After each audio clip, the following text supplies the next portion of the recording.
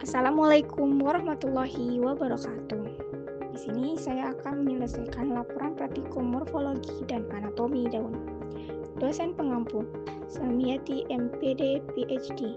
Nama Mugianu Fatma, NIM 2502035. Program studi Agroteknologi, Institut Teknologi Perkebunan Pelalawan Indonesia 2025.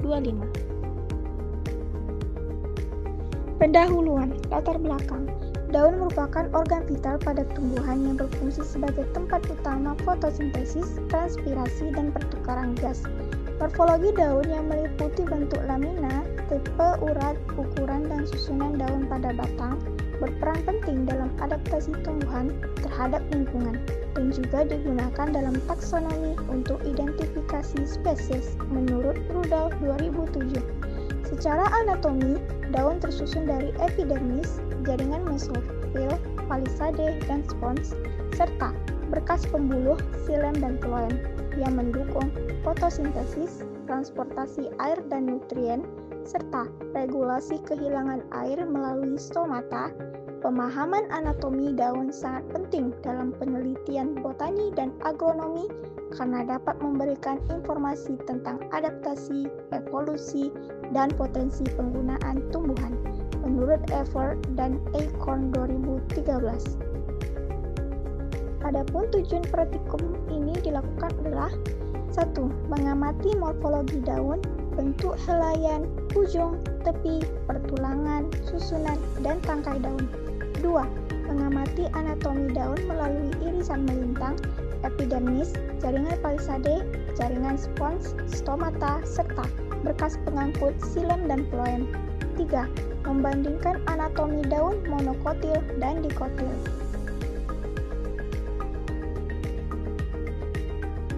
Selanjutnya kita masuk kepada prosedur kerja.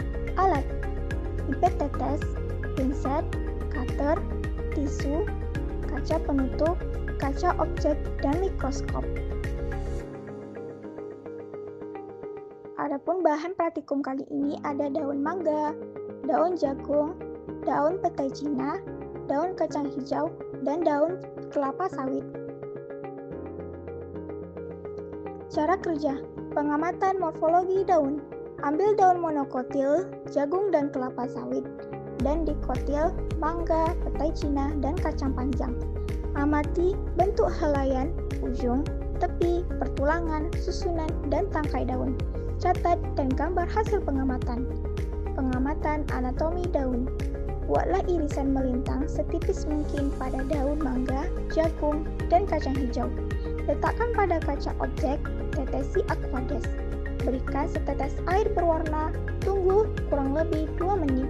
Bilas dengan aquades. Tutup dengan kaca penutup, amati dengan mikroskop.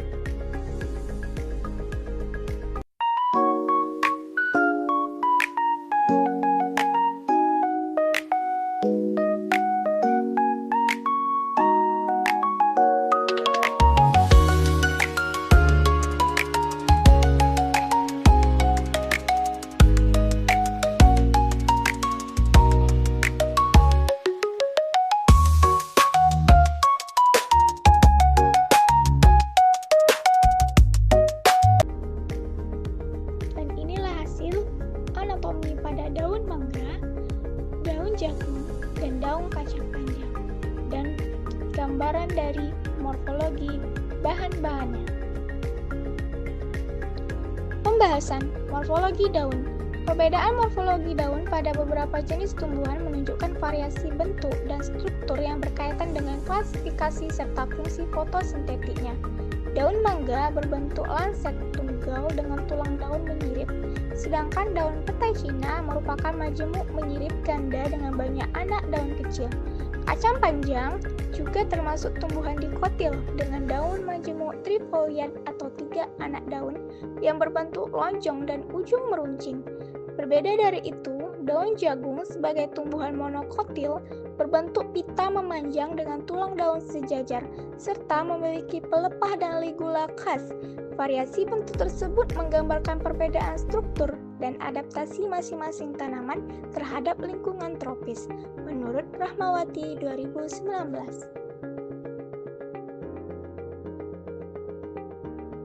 Tanaman kelapa sawit juga memperlihatkan perbedaan bentuk daun berdasarkan tahap pertumbuhannya.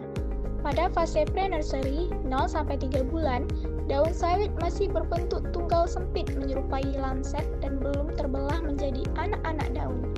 Sedangkan pada fase main nursery 4-12 bulan, daun berkembang menjadi majemuk menyirip dengan anak daun yang tersusun rapi di sepanjang tulang daun utama.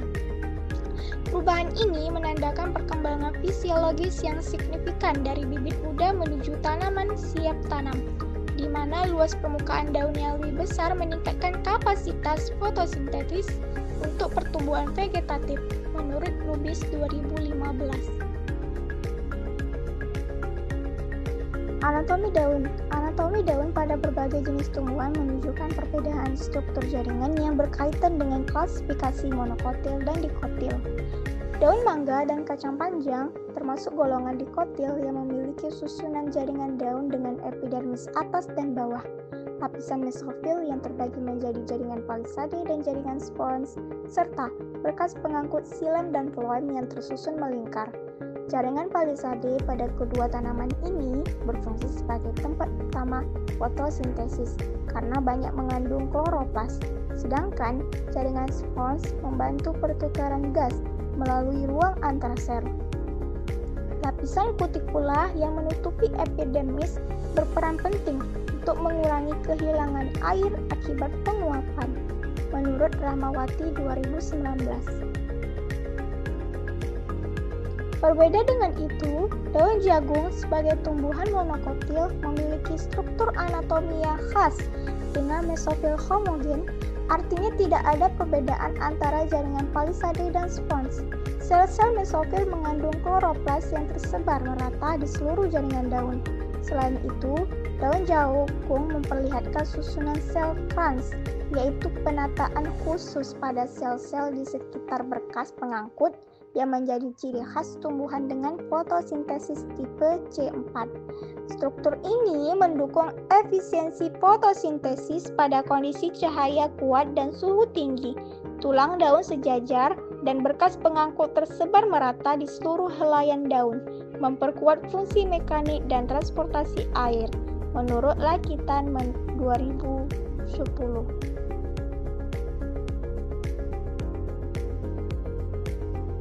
Nah, jadi kesimpulannya, morfologi daun pada setiap tanaman menunjukkan perbedaan bentuk dan struktur sesuai dengan golongan serta fungsinya.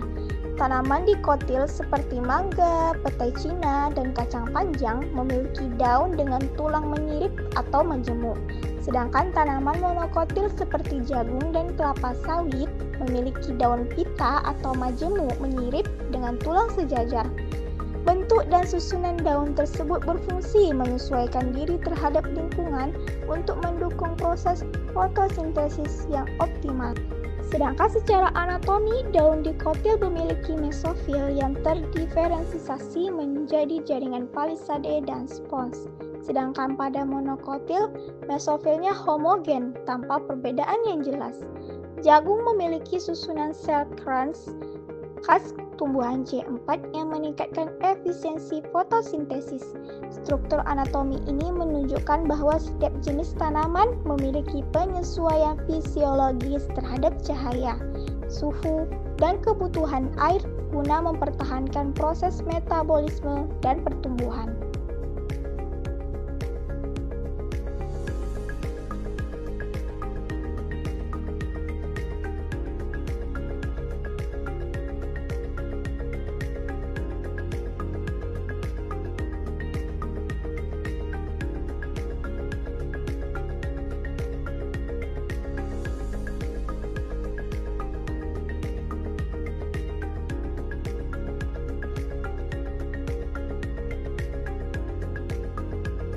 Baiklah, sampai di sini laporan praktikum saya.